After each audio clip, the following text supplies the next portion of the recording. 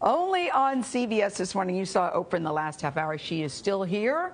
The main reason she's here is to reveal her newest, highly anticipated book club selection. So, drum roll, Oprah, what is it? Okay, so my new book club selection is The Sun Does Shine, How I Found Life and Freedom on Death Row by Anthony Ray Hinton. And we are so delighted and honored to have the author join us here at the table. CBS This Morning featured Hinton, you may recall, in April at the head of the opening of the Legacy Museum in Montgomery, Alabama. It features his story. He spent, listen to this story, nearly 30 years on death row for crimes he did not commit until he was released in 2015. Anthony Ray Hinton, we are delighted. We have all read your book. We are so excited that you are joining us at the table. It's an honor to meet you. Yeah. And I want you to know this. I've known Oprah, as you know, for a very long time. I have not seen her as excited about a book as she was since Color Purple, where you said, if I could, I would stand out on the street. I said, if I could, I would go on Fifth Avenue, I'd put a little book sign over me, and I would hand out these books, a sandwich board, and I'd be handing out these books. I hope every person who can hear our voice today buys this book. And that's how you felt about Color Purple. She wanted everybody to read it. What was it about this book? Because it's a memoir. You normally don't pick memoirs. Well, no, but I was actually doing a story for 60 Minutes on the museum in Montgomery, Alabama, founded by Brian Stevenson. A hero. The lynching museum. And I was actually rumbling around Brian's office that I wasn't supposed to be in. And I'm just looking at his bookshelves because I always like to see what people are reading. And I saw this lying on his desk, and I picked it up and started like, this is interesting. And then when I left, he handed it to me. I said, oh, that's a book I saw on your desk. I was rumbling through your desk. And I started to read it, and I couldn't put it down. It's a true story of this man's anguish and the fact that he was mistreated and misjudged, has never received any kind of apology for it from the state of Alabama, and was on death row for 30 years for a crime he did not commit. But you were arrested, you were mowing the grass at your mom's house, and even as you're in the car, the white police officer says you're going to be convicted. First, say what you were charged with. I was first charged with attempted murder, first-degree kidnap, and first-degree robbery.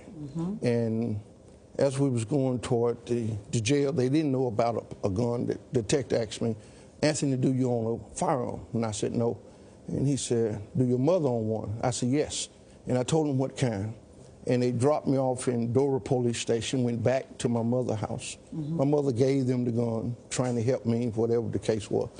And as they got the gun hadn't been fired in 25 years. Yes. So she says, here, take this old gun. Yes, old 38. And when they picked me back up, as we was going toward the jail, I kept asking them, why am I being arrested? They never had to explain to me why I was being arrested. And finally, I asked for the 51st time.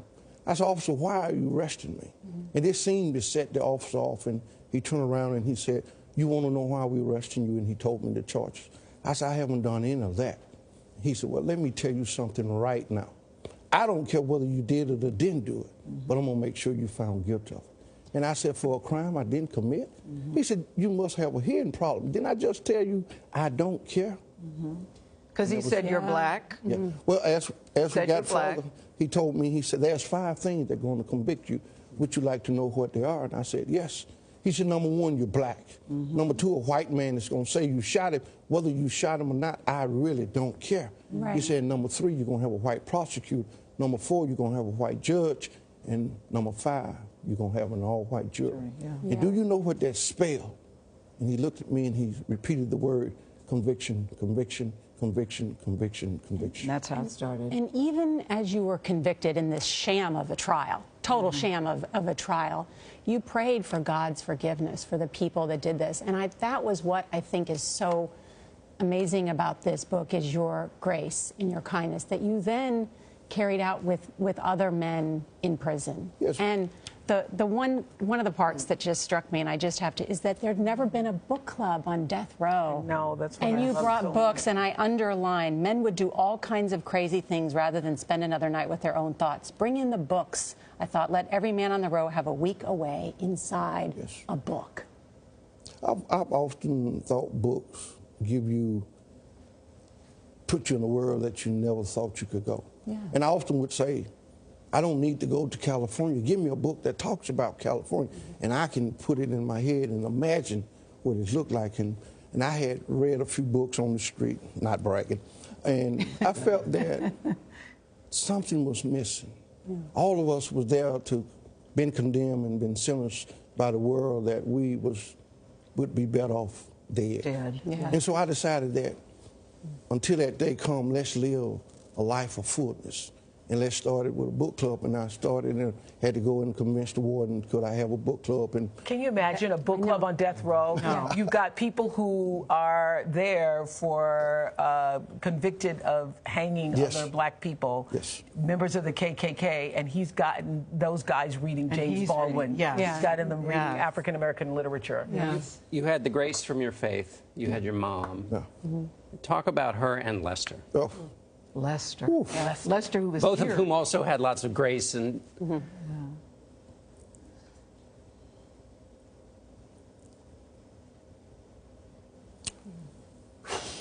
My mom was my mother and father. My father lost his mind when I was about 4 years old. And my mom did everything she could to make sure that we was brought up right. I often say that if I had one wish in this world, I would wish that every child could have a mother the way my mother were.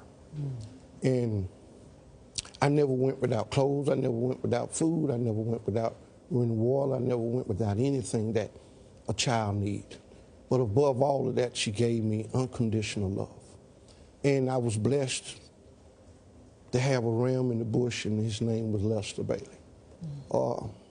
When everyone else turned their back on me, he was there for me. He's here for you today, too. We'll show Lester in the green room. And he was come and sit, and we never did. He questioned my innocence or guilt because he know who I was, and he know the way we was brought up. And so we just always been friends since the age of 4 and 6. And often people say, well, you have a true friend that will come see you. And I often tell people, to be honest with you, he didn't have a whole lot else to do, and so why not come see me? And so but he had to drive over 200 miles to see you. Every week for 30 years, Lester never missed a week. Lester worked the overnight shift, and he was there. I say people need an Oprah in their life. I also now say they need a Lester. But the thing about it, Mr. Hinton, is that you're there, you watch 54 people walk by your cell, and one woman, to go to the death chamber, to the electric chair, that you could smell their burning flesh, and you all would cheer, you would scream their names to let them know what as they were heading to the death. We didn't know whether they had a family or a friend back in the death chamber watching them. And thank you. And we always had this little pact. We was family, and we would bang at the bars. They would execute at 12:01, and we would start banging about 10 minutes to 12. And we would bang to about 20 minutes after 12. And that was a signal to the condemned prison. No matter what, we are still with you. No matter what, we love you. And the last thing we wanted him to hear was the banging on the bars. No, somebody cares. Because compassion, you said, has no color. Will you stay? We're going to kill everything else in the rest of the show. We're going to take a break, and we're going to come back with Mr. Hinton, and Oprah will be at the table.